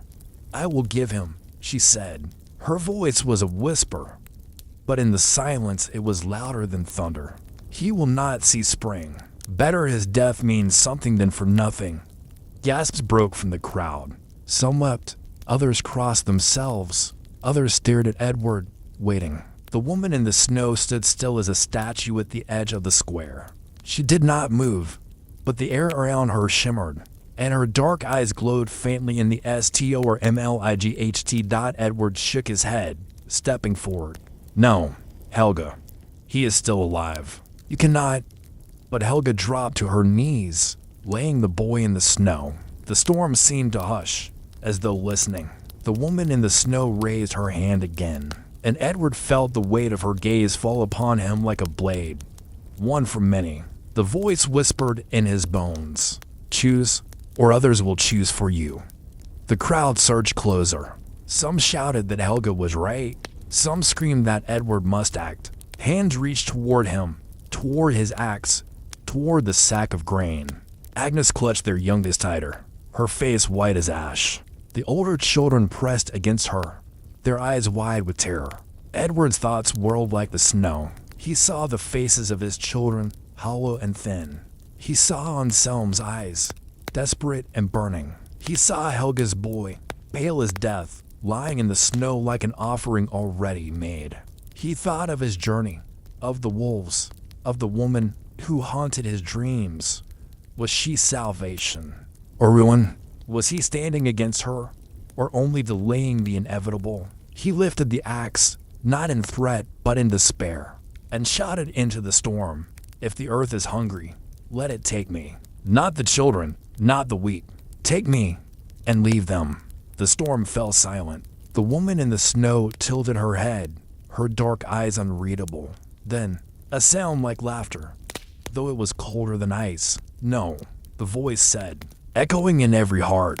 "Not you. You are the thread. If you fall, all falls. It must be another. One for many." The crowd erupted. Some begged Edward to give Helga's boy. Others screamed that the woman lied. A man lunged at Edward, grabbing for the sack at his side. Edward swung the axe, striking the snow at his feet, the blade biting deep. The man fell back, but the crowd surged again. Agnes screamed. The children cried. Snow whirled so thick that Edward could hardly see, yet the dark figure of the woman remained clear, her gaze never wavering. And Edward knew the moment had come. He could not delay, could not hide, could not refuse. The choice would be made by him, or by the mob, or by the winter itself. The snowstorm roared, though the air was strangely still, as if the storm was not of the sky but of the earth itself. The villagers pressed closer, their voices colliding in fear and fury. Some shouted for Helga's boy to be given. Others screamed that no child must be touched. Hands shook, axes were raised, and through it all the woman in the snow watched, her pale face calm. Her eyes bottomless, Edward felt the square shrink around him, as if the storm had turned the world to nothing but this circle of trampled snow, this crowd of starving souls. He stood with his axe in hand, his family huddled behind him, and he knew the moment of delay was gone. Helga sobbed over her son. "Please," she whispered, "let his death save others. Let him not suffer for nothing." She bent low, pressing her lips to the boy's brow. His breath was so faint it might already have gone. The villagers cried out, half in horror, half in desperate assent. "Give him! Save us! The woman will take him, and we will live." Agnes clutched their youngest, screaming, "No, it's a lie. She is no saint. She is death itself." The woman in the snow raised her hand. The storm stilled. Her voice was not heard, but felt, in marrow and blood. One life for many. Choose. Edward staggered. He thought of his journey, of the wolves that had followed him, of the nights in the storm. He thought of the woman's eyes watching him in dreams, the whisper, "One for many." He looked at Helga's boy, pale as snow, lips blue, eyes closed. A child, yet already half gone. Was this mercy? To let him die for something? Edward's grip on the axe tightened. "No," he muttered, though his voice broke. "I will not give a child to you." The crowd surged, rage and desperation rising like flood water. Anselm lunged again, his face twisted. "Then you doom us all, you selfish coward." He swung at Edward, but Edward turned the axe's haft and struck him down, blood splattering the snow. The crowd screamed. Violence broke like fire. Hands clawing, sticks raised, neighbors striking neighbors. Hunger and fear had boiled too long. Now they spilled over. Edward stood above Anselm's body, chest heaving, the axe red. Around him, the villagers tore at one another, their cries lost in the storm. And then, silence. The woman in the snow had stepped forward. She was closer than she had ever been, so close Edward could see the frost on her lashes, the pale veins beneath her skin. She looked at him, and the world seemed to fall away. "You refuse," she said.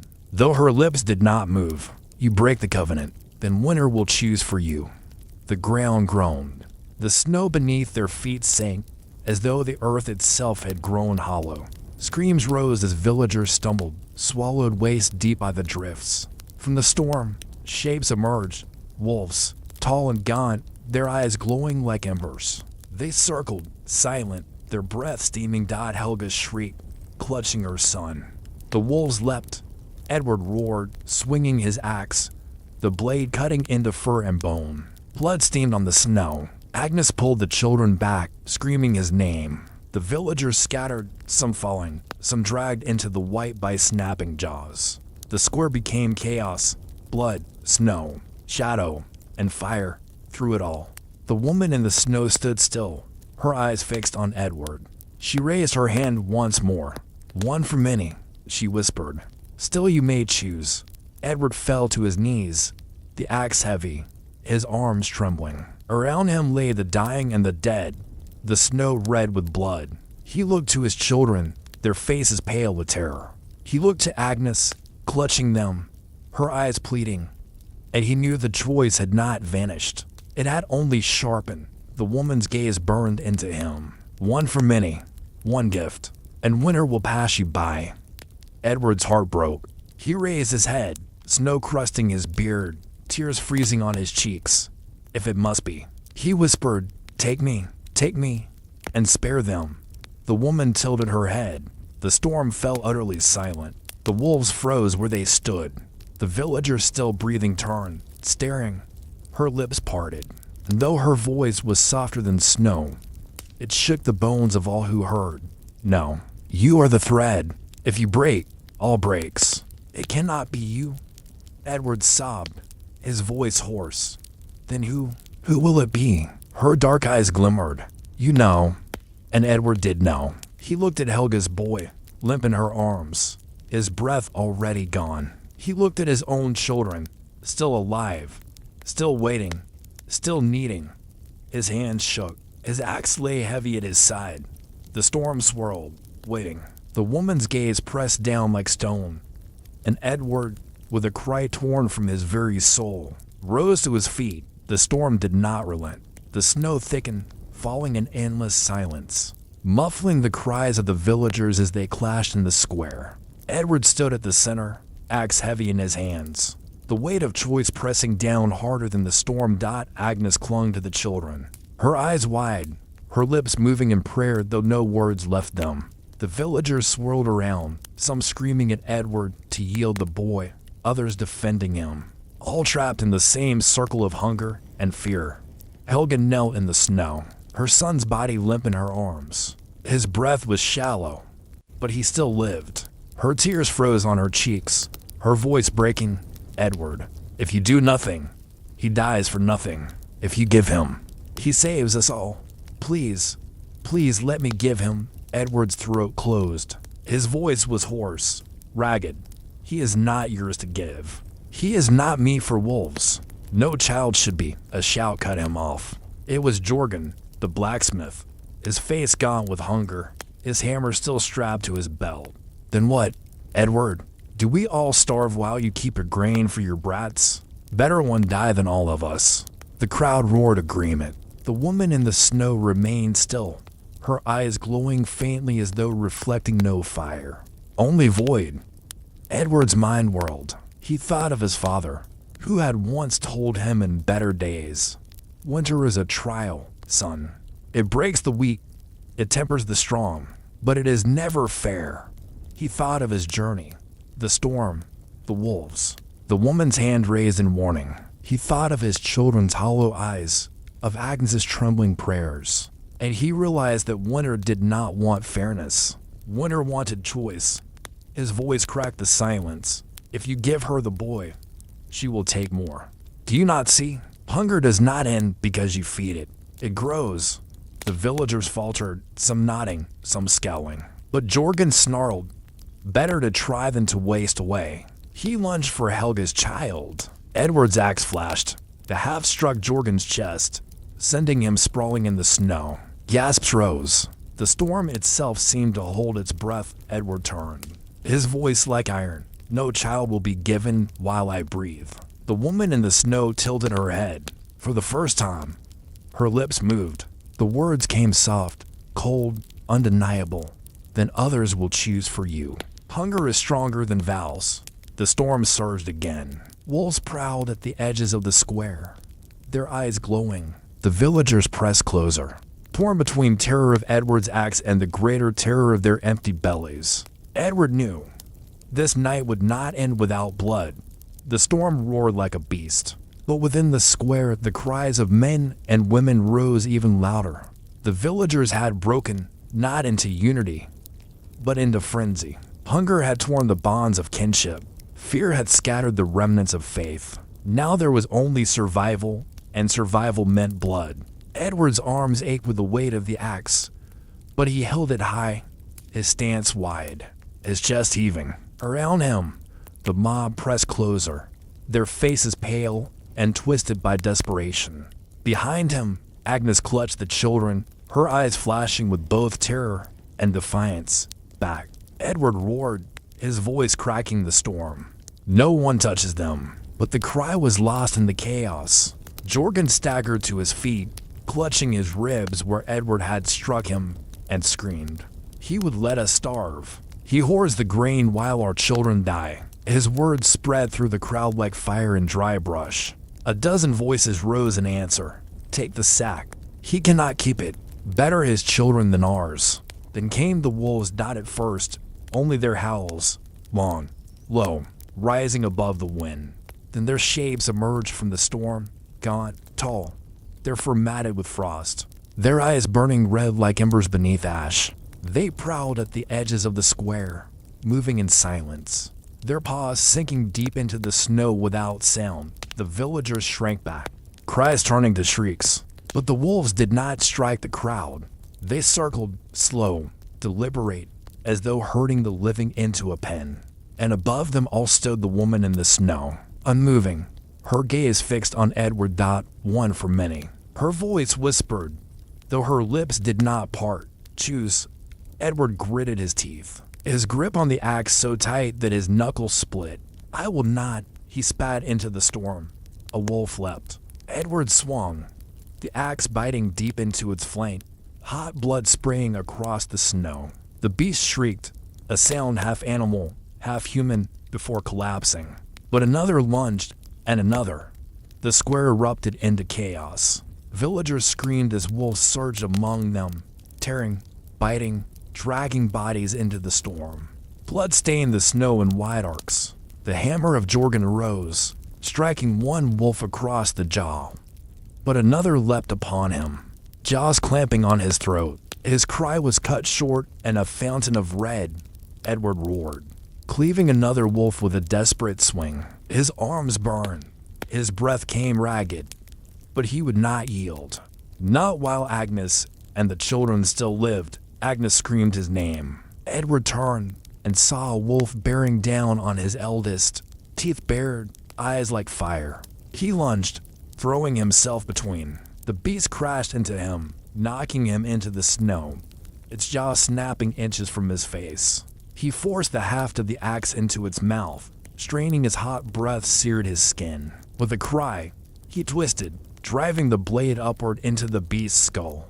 The wolf shuddered, then went still. He shoved the carcass aside, rising in a spray of snow and blood. Around him, the square was a slaughterhouse. Villagers fought and died, their cries torn away by the storm. Wolves leapt, snarled, fell, and rose again as though death itself could not hold them. Through it all, the woman in the snow remained untouched, her eyes never wavering. Her voice pulsed in Edward's bones. "One for many. Choose." And it ends. Edward staggered, panting, his axe dripping. His gaze fell to Helga, still cradling her son. The boy's chest no longer rose. His lips were blue, his body limp. He was gone. Helga wailed, rocking him back and forth, her cries lost in the storm. The wolves circled her, but did not touch. The woman's eyes glimmered, fixed on Edward. He understood. The boy was dead, but he could still be given. One for many, no, Edward whispered, though his voice broke. He looked to Agnes, to his children, their faces streaked with tears, their eyes pleading. He looked to the dying villagers, to the blood soaking the snow, to the wolves that would not stop. His heart twisted, his arms trembled. The woman's voice pressed harder, relentless. One for many, one gift, and winter will pass you by. Edward staggered forward, every step like walking into the grave. He stood before Helga, her eyes wild, her arms clutching the boy. Edward, please, she whispered. Do it. Let him save them. Edward lifted his axe. His breath came ragged, his vision blurred. The storm howled around him. The wolves prowled closer, and the woman in the snow watched with endless patience, and with a cry torn from his very soul. Edward raised the blade. The axe hung in Edward's hands, the blade trembling inches above Helga's boy. His arms shook, not only from fatigue but from the weight of the choice. The villagers watched, their faces hollow, their breaths ragged in the storm. Wolves circled the square, their glowing eyes waiting, and above them all stood the woman in the snow, pale and unchanging, her gaze deep as night without stars. Edward's cry tore through the storm. But before the blade could fall, the wind surged. Snow swirled upward in a great spiral, wrapping around him, blinding his sight. He staggered, shielding his eyes, and when the blizzard cleared, he stood alone. The square was gone. The villagers, the wolves, Helga, and her boy all vanished. Only whiteness stretched in every direction, endless and still. Silence pressed upon him like weight dot, and then she was there. Dot, the woman in the snow, stood before him, closer than ever. Her fur cloak shed no flake, her pale skin glimmered as if carved from ice.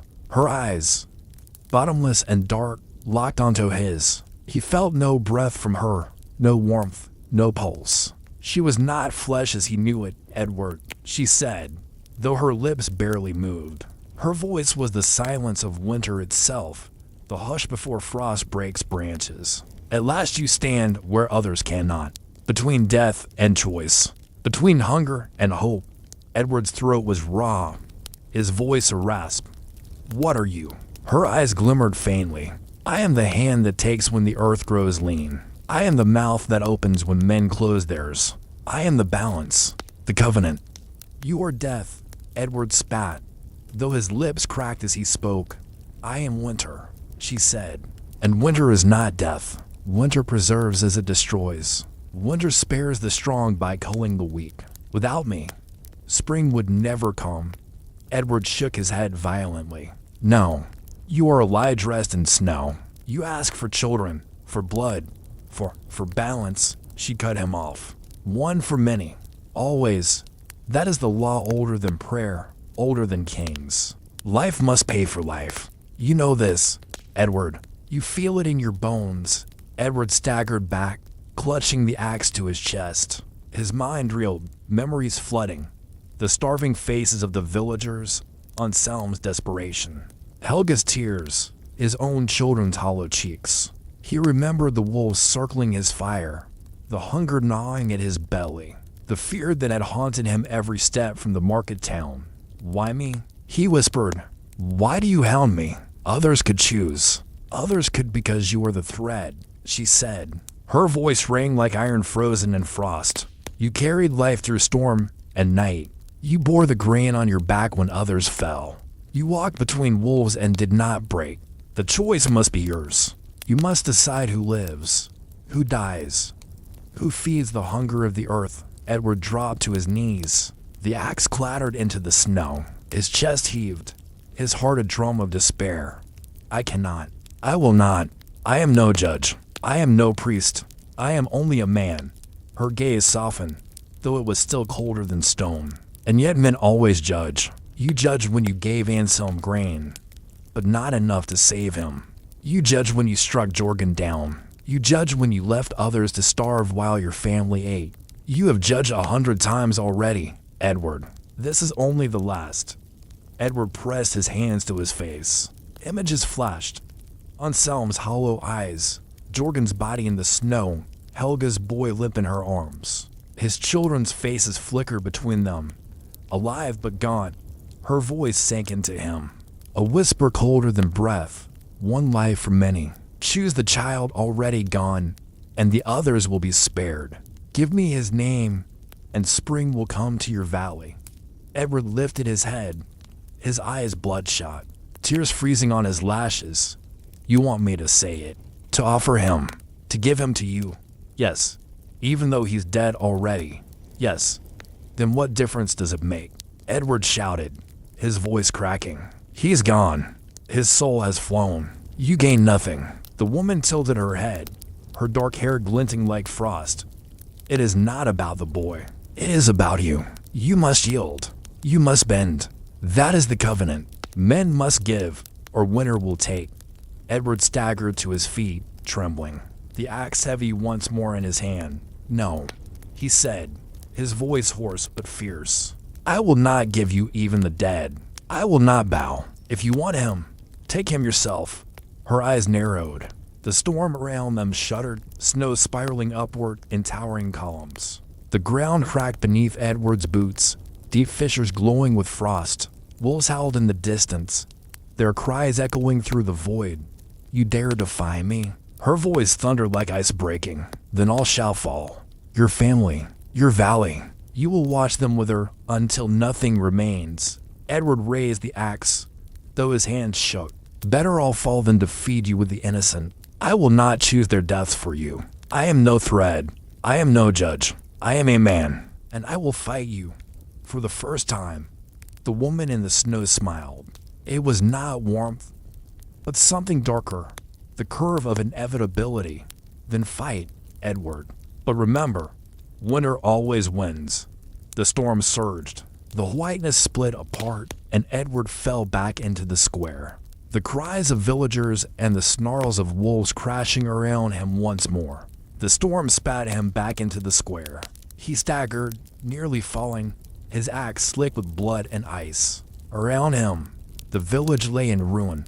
The wolves had thinned, but not vanished. Some lay dead, their bodies steaming in the snow. Others prowled at the edges, eyes glowing, their breath clouds in the night. The villagers who still lived cowered, scattered, their cries thin as broken reeds. Some clutched the wounded, others scrabbled for weapons, but all were bent and hollowed by fear. Edward's gaze swept the square. Jorgen's body lay crumpled, his hammer fallen beside him.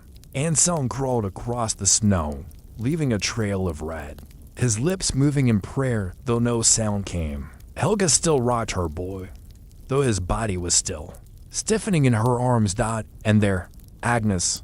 She crouched with the children pressed against her, their faces streaked with tears, their breaths misting quick and shallow.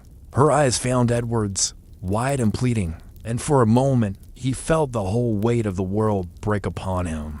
The woman in the snow stood at the far end of the square. She did not move, did not speak, but her presence was heavier than the storm itself. Her eyes fixed on Edward, unblinking, expectant. The villagers turned too, their gazes following hers. The square fell silent, even the wolves stilled. All waited. Edward's voice was hoarse, cracked by smoke and frost. I will not give him, he said. I will not name the boy. I will not bow. Murmurs spread through the crowd.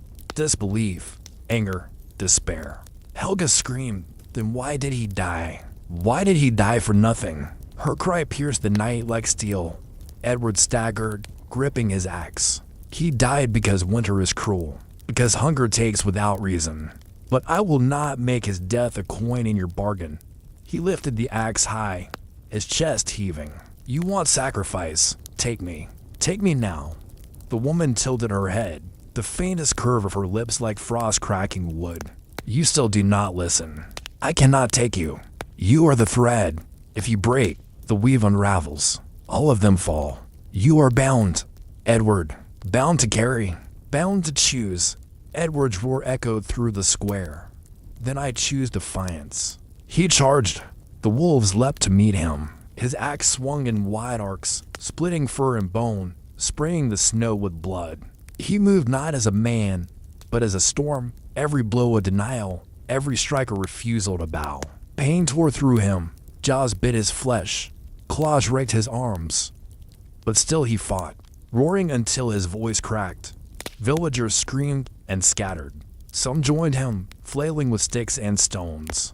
Others fell, torn apart in moments. The snow ran red, steaming in the cold. Through it all, the woman watched, her eyes unchanging. At last, Edward fell to his knees. His axe slipped from his hand, its blade buried in blood-stained snow. His chest heaved, his breath shallow. His body was torn, his cloak shredded, blood dripping down his arms. Yet his eyes still burned with fire. Agnes rushed to him, clutching the children close. "Edward," she sobbed, "please stop, please." But Edward forced himself up, swaying, his gaze fixed on the woman. "You will not win. You will not break me." And then, silence. The wolves stopped. The storm hushed. The snow fell softer, lighter, as though the sky itself exhaled. The woman's gaze lingered on him for a long moment. Her lips parted, and her voice was almost tender. "Then winter shall move on. But it will return. It always returns. And you, Edward, you will remember." Her figure blurred, fading into the storm. One by one, the wolves vanished too, dissolving into shadow and snow. The villagers stood stunned, trembling, their faces pale. No one spoke. No one moved. Edward dropped the axe. He fell into the snow, his body racked with pain, his blood melting the white beneath him. Agnes knelt beside him, pressing her hands to his wounds, tears falling hot against his frozen skin. He turned his head, looking at his children, their faces blurred, their eyes wide, their small hands clinging to Agnes. He reached out, fingers brushing theirs, and whispered, "Home." The night stretched long. The fire in the square burned low, and when dawn came, it revealed a village broken, but not gone. Winter loosened its grip slowly, as though reluctant to release the valley. Snow still covered the cottages up to their windows, but the storms no longer howled each night. The wolves had vanished into the forests, leaving only paw prints frozen into the drifts. The silence that lingered was no longer the scream of hunger, but the emptiness that follows it. Edward lived, though scarred. His wounds closed raggedly, and each breath came with pain. But he still rose with the dawn. Each morning, he stepped outside the cottage, staring across the white fields, as if waiting for the woman to appear again. She never did, but he felt her presence in every flake of snow, in every shadow at the tree line. The village was broken. Of the 30 cottages, fewer than half still held life, and some had died within days, his prayers unfinished.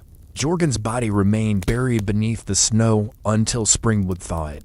Helga lived, though her mind was shattered, her arms still clutching the cloth that had once held her boy. Others whispered of leaving the valley, of seeking warmer lands. But few had the strength.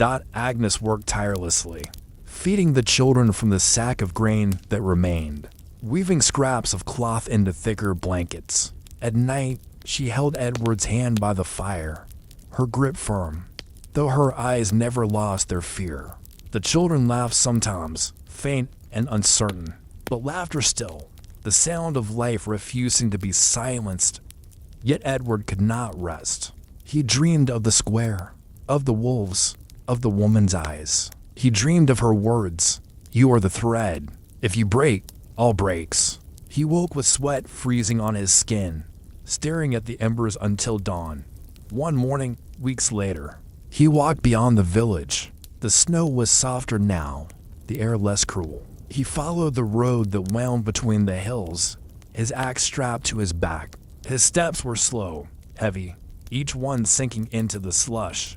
The world was empty. No birds sang, no voices carried.